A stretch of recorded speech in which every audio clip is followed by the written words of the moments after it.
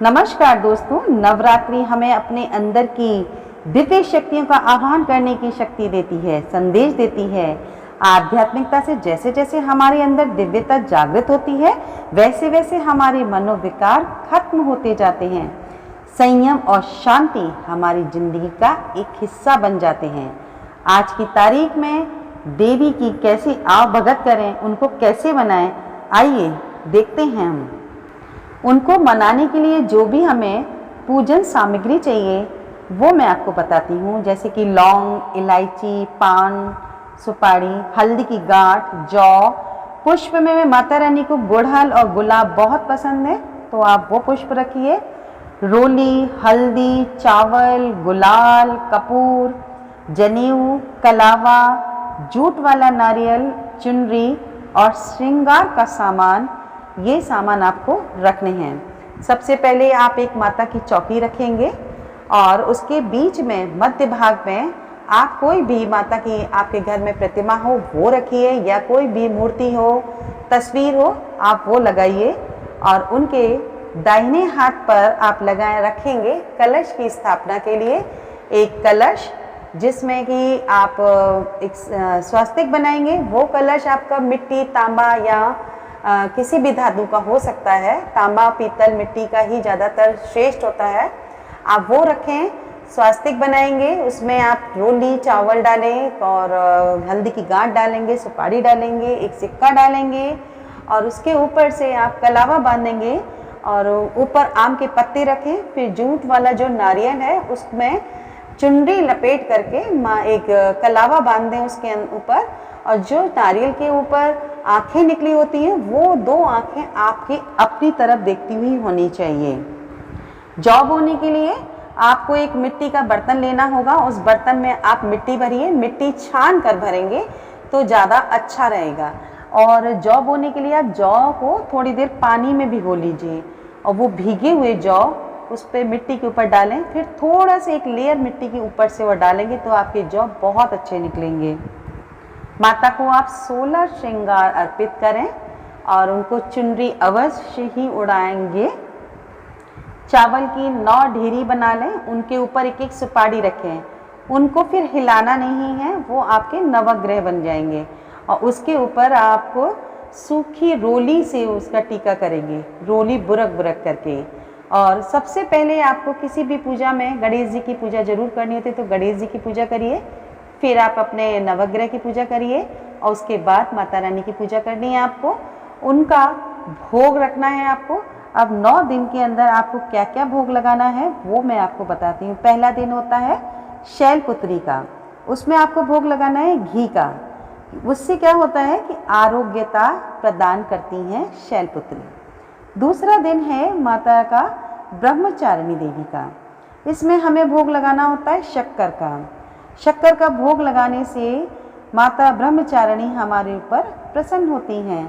तीसरा दिन है माता का चंद्र घंटा का, और इसमें माता रानी हमें आयु की वृद्धि हमारी बढ़ाती हैं। और ये भोग हमें किसका लगाना है? दूध या दूध से बनी हुई मिठाई का।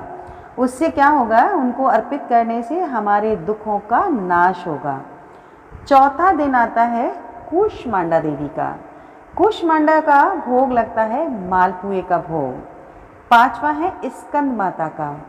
स्कंद माता का भोग हम केले का लगा सकते हैं, और केले का लगाने से हमें क्या होता है कि हमारी जो काया है वो देवी माँ हमारी स्कंद माता निरोगी रखती हैं। छठवां दिन आता है कात्यायनी देवी का। कात्यायनी देवी का भोग लगाना है हमें शहद का। शहद का भोग लगाने से हमारे व्यक्तित्व में निखार आता है। 7वें दिन है कालरात्रि माता का। कालरात्रि माता को हमें भोग लगाना होता है। सभी उससे हमारे संकट और कष्टों को वो हर लेंगी। गुड़ का भोग लगाना है हमें कालरात्रि माता को गुड़ अर्पित करना है, गुड़। 8वां दिन होता है महागौरी का। महागौरी का हमें भोग किसको क्या लगाना है? नारियल का। नारियल हमें उन्हें अर्पित करना होता है। और जिस किसी को भी संतान संबंधी समस्या होती है तो नारियल अर्पित करने से संतान संबंधी जो भी समस्या होगी उसका समाधान होता है। नवी देवी है। नौवीं देवी, 9वें दिन हमें भोग लगाना है तिल या तिल से बनी हुई मिठाई का। और इससे क्या होता है कि मृत्यु का भय नहीं होता हमें, और सिद्धिदात्री देवी होती है इस दिन की माता, और वो हमें अनहोनी से उबार लेती हैं।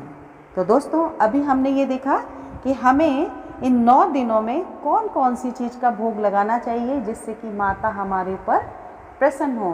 पहले दिन तो देखिए आप पंचमेवा का भोग लगाइए, पंच फलों का भोग लगाइए। बाकी के फिर दिनों में आप कोई भी ऋतु फल का भोग लगा सकते हैं, केले का भोग लगाइए, सेब का भोग लगाइए। लेकिन प्रथम जो प्रतिपदा वाला दिन होता है शैलपुत्री का, उस दिन आपको 5 फलों का भोग लगाना है। खोए की मिठाई का अवश्य भोग लगाइए उस दिन, क्योंकि माता को सफ़ेद चीज़ बहुत पसंद होती है। तो उस दिन आप सभी तरह की किसी भी मिठाई का आप भोग लगा सकते हैं और बहुत सारी चीज़ें माता को अर्पित भी कर सकते हैं। आइए अब ये देखते हैं कि हमें इन 9 दिनों में, नवरात्रि के दिनों में हमें क्या करना चाहिए, क्या ना करें हम, जिससे कि माता रानी हमारे ऊपर प्रसन्न हो जाएं। पहला तो देखिए सात्विक भोजन करें, तामसिक भोजन बिल्कुल भी ना करें। जैसे कि हमें प्याज, लहसुन, मांस, मदिरा, अंडा आदि का सेवन नहीं करना चाहिए नवरात्रि में। दूसरा है कि माँ दुर्गा की भक्ति का है ये पर्व, तो भक्ति, सद्भावना और शांति का ये प्रतीक है। इस दौरान घर के प्रत्येक सदस्य को चाहिए कि घर में कलह, अशांति का वातावरण ना होने दें। घर का माहौल शांत और भक्तिमय बनाए रखें।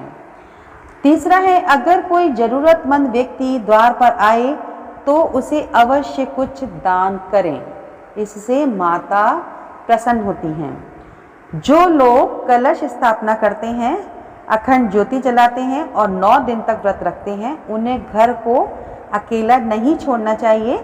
अखंड ज्योत की देखरेख के लिए घर में किसी न किसी व्यक्ति को रहना चाहिए। नंबर 5, 9 दिनों में आपको नाखून और बाल नहीं काटने हैं। माँ की भक्ति के इन 9 दिनों में नाखून और बाल काटना वर्जित होता है। जो पुरुष व्रत रख रहे होते हैं उन्हें दाढ़ी मूंछ तो बिल्कुल भी नहीं कटवाना चाहिए। हालांकि 16 संस्कारों में से एक संस्कार होता है बच्चों का मुंडन, तो मुंडन आप करा सकते हैं, वो शुभ माना जाता है।